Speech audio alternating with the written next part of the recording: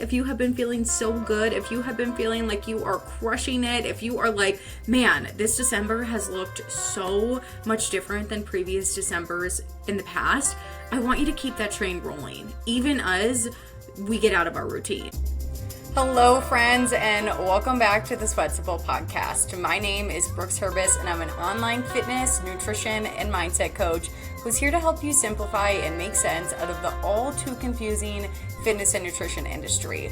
Let's be real, there's a lot of conflicting information online, and it can be hard to know what's legit and who to trust. In every episode, I'll be sharing the science and psychology behind health, fitness, and long-lasting behavior change. But I'll also be sharing real-life practical application, because all of the best info in the world only matters if you can actually apply it to your real life. So grab a coffee, water, glass of wine, or lace up your walking shoes, and let's dive in. Hello, you guys, and welcome back to the Sweat Simple podcast. If you have been following me over on Instagram, and if not, please come join me over there. I love to be able to connect with you guys, share a little bit more in the DMs. My handle is @sweat.simple. But if you have been following me, you've probably at this point heard me talk about the fact that the holidays are just a few days over the course of an entire month. Like, we don't need to be thrown in the towel for an entire month just because of a few handful of days over these next 30. And well, that's true. Well, the holidays themselves and even the extra special occasions, whether it's the holiday parties, the time with family, well, that is only a few days. It's also very possible and likely that these next few weeks, specifically that weird time, those last 2 weeks of December, it is very possible that those are probably going to look quite a bit different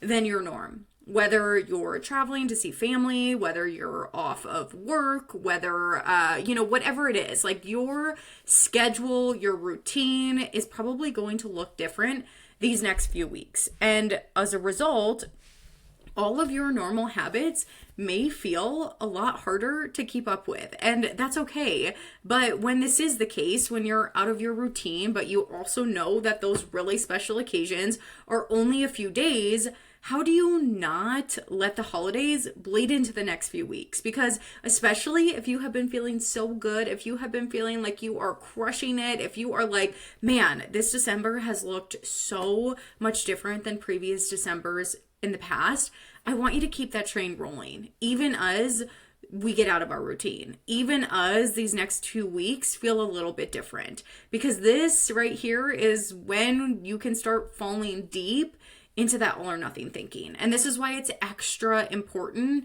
to ditch that and to reframe these next 2 weeks, because you might not be able to keep up with all of your habits. These next 2 weeks might look different than the first 2 weeks of December.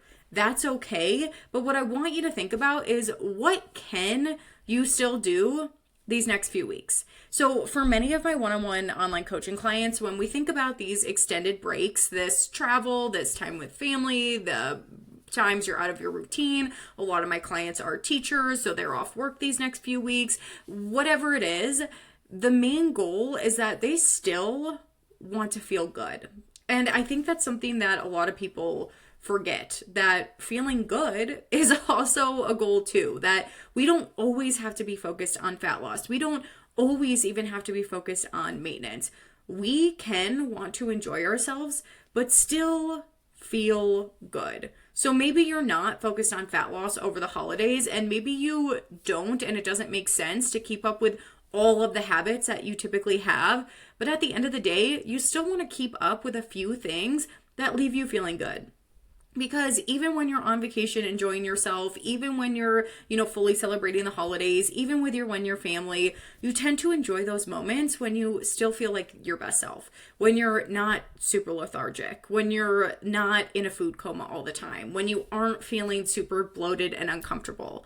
So how do you get to that point of enjoying yourself, recognizing and accepting that these next few weeks might look a little bit different, but also still feeling good and prioritizing that number one thing?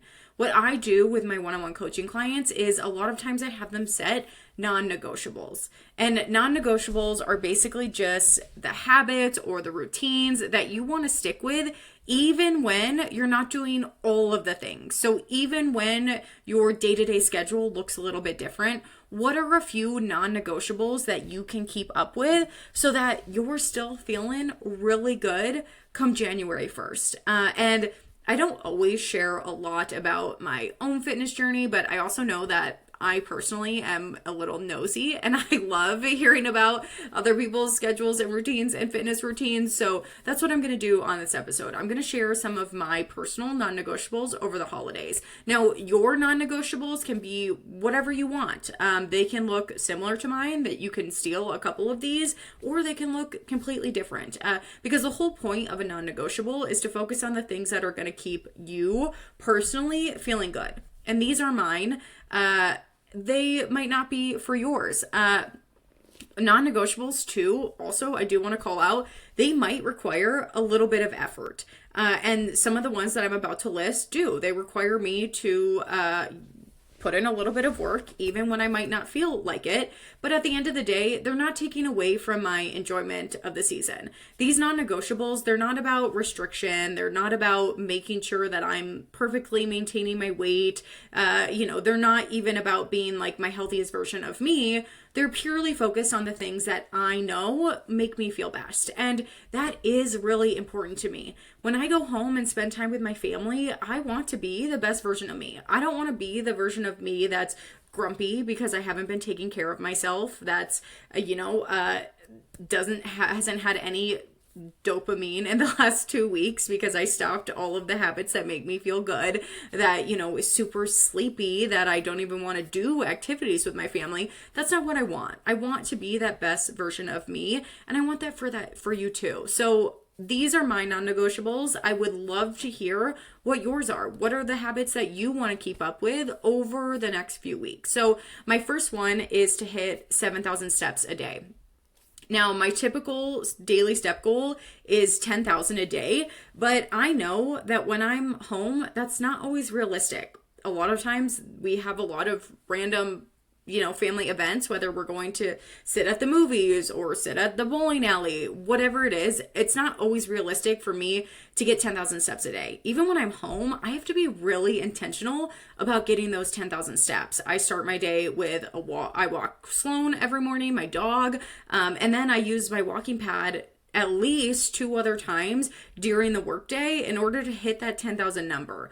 And I know that I probably don't want to dedicate that much time to walking when I'm at home, especially when I don't have easy access to things like my walking pad, and I would have to be getting outside in the Midwest gray of all places to get those. So I've lowered my goal just slightly. I also know on the flip side, if I were to get 3,000 steps a day, I would not be feeling good. I would be grumpy. I would feel lethargic. I would probably start to feel a little bloated even. So that's why I settled at that 7,000 number. It's a little slightly under my normal goal, so I'm not spending a ton of extra time away from my family, but at the same time, it's enough to get me up and moving and keep me doing the things that make me feel really good. Kind of along with that, my second non-negotiable is to hit 4 workouts a week. Now, typically, day to day, I'm getting 4 strength training workouts a week and then usually about 2 cardio sessions. So again, this is cut down for me. It's reduced. I also, when I'm home, like to use this time to be a little bit more flexible and try new things with workouts. I like to go and take classes and maybe not, force myself to be in the gym strength training. I love strength training. It's my favorite form of training, but sometimes you just want a little bit of a break from it. And I use these weeks over the holidays to do that. So I don't put pressure on myself to hit 4 strength specific workouts a week. I just want to make sure that I'm moving my body 4 times. And honestly, guys, this is a great place to incorporate time with your family. One of my 4 workouts is usually some sort of walk with my mom. Sometimes I go and take a fitness class with my little brother. You can still spend time with your family while you're taking care of yourself, and things like steps or workouts could be a great place to incorporate that. My third non-negotiable is to eat protein and veggies at two meals a day. Again, this isn't about restriction. This isn't about, forcing myself to eat certain things. I know that eating this way, that prioritizing protein and vegetables makes me feel my best. And when I don't eat this way, when my plates don't follow this pattern, I don't feel good. And I don't want that over these next 2 weeks. So I'm not forcing myself to do this at every meal. I'll absolutely still have some of those meals with my family where I'm, having pizza, or this just doesn't make sense. Maybe, someone prepped a meal for me. But for the most part, when I can, prioritizing those protein and veggies leaves me feeling really good. And a great tip for this is to try and keep your breakfast and your lunch, at least your breakfast, pretty similar to what you have most of the time. Breakfast is usually that meal that people are kind of doing their own thing. You're not going out to eat. It's easy to prepare for yourself if you're staying with someone. So keeping breakfast the same can be a really good strategy. Now, my fourth non-negotiable is sleep. I love sleep. Sleep is the foundation of truly everything when it comes to your health and fitness. When I am at home, I am getting my 7 to 9, usually though 8 to 9 hours of good quality sleep. So when I'm home, I do want to try and keep that up. And unfortunately, for some of you maybe, something that does come into play is not just making sure I'm getting enough sleep hours, but also making sure that my sleep is good quality, which does mean limiting alcohol. When I'm at home in my routine, I rarely drink. I'm having 0 to 2 drinks a week. These days, it's more like 0, honestly. But when I'm home, my grandma loves having cocktails together. And I know that I'm going to have a few with her. But I also know that if I drink every single day when I'm home, even if it's just, a glass of wine here or there, I'm not going to feel good because I'm not going to be getting that good quality sleep. So over these next 2 weeks, I'll be prioritizing sleep, which also does mean limiting my alcohol and just being aware of that, not having it every night, saving it for more of those special occasions. That's just personally what works really well for me. Now, my last and fifth rule is non-negotiable. We're not talking about rules here, is keeping to my regular meal and snack timing. And this is where a lot of people trip up, but it's actually one of the most simple things you can do to keep your health and fitness on track this time of year. You've probably noticed it when you're on vacation or when you're traveling, you go into this it's vacay or it's travel mode, and you start having all these random snacks that you don't normally eat. For example, you're at the airport, so you think you have to get a snack for the plane, or you stop at a gas station and you need the road trip snacks, or your mom brings out some of that holiday popcorn, so you start just grabbing random handfuls throughout the day without thinking about it. And this is a lot of mindless snacking for reasons other than hunger. You're eating out of boredom, you're eating because it's there, you're eating because it feels like a special occasion, and it's really not. And honestly, I'd have an entire episode about snacking titled The Best Snacks for Weight Loss. It's an older episode, but it's a goodie. I'll link it in the show notes. It kind of talks about how to stop and how to identify if you're eating out of boredom or true hunger, because boredom and emotional snacking is a whole other ballgame that would completely change the direction of this podcast. So go listen to that episode if you're interested in it. But one of the best ways to start to curb it, to start to work on some of this emotional or boredom snacking over the holidays, is to stick to your normal meal and snack time. So you can have the holiday popcorn, you can have the puppy chow, you can have the random airport snacks, but just have them as your normal snacks. So if you're typically having 2 snacks a day, stick to those 2 snacks. And keeping to your normal meal structure, 1, it's going to help your hunger hormones stay regulated, but 2, it's just going to help to eliminate a lot of that mindless snacking. You can still eat all the food, nothing is off limits. You're just going to be more intentional about what you're consuming. So sticking to that normal, 2 snacks or 3 meals, whatever it is, and just going about your normal routine. So I just want to reiterate that these are my holiday non-negotiables, and yours can and probably will look different based on what you have going on these next few weeks and where you're at in your fitness journey. But in general, thinking about things like what you want your movement to look like, if building balanced plates is important to you, some of those lifestyle factors like alcohol and sleep and meal timing, start to think about some of those to structure your own non-negotiables. And remember that the goal of these non-negotiables is not restriction. It's not to help you make the most progress ever. It's not to keep you at your healthiest self. It's truly just to keep you feeling good over these next few weeks that probably look a little bit different than your normal routine. So thank you guys so much for tuning in. I always appreciate you guys being here and listening every week.